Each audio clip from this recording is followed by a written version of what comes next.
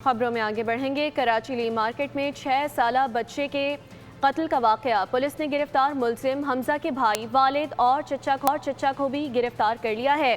तीनों अफराद से पूछताछ शुरू कर दी। पुलिस के मुताबिक तफ्तीश के दौरान मुलजिम ने एतराफ़ किया कि वाक़े के रोज़ जनाजे के दौरान मौका पाकर बच्चे को फ्लैट में ले गया था।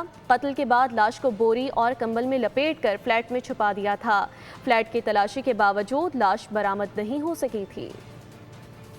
के बाद अपने घर में अलमारी के अंदर छुपा दी। जब इसने देखा कि अभी पुलिस बहुत ज़्यादा सर्च और हर जगह पे एक एक घर में जा रही है, तो इसने रात के टाइम पे जो है डेड बॉडी घर की बैक साइड पे खाली प्लॉट है, वहाँ इसने थ्रो किए।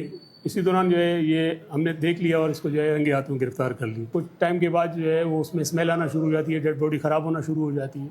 घर में स्मेल आना शुरू हुई तो इसके घर वालों ने भी इसका साथ दिया, पुलिस को इतला नहीं दी। उन्होंने भी इसको जुर्म छुपाने में इसका भाई, इसका चाचा और इसके वालिद, उनको भी गिरफ्तार कर।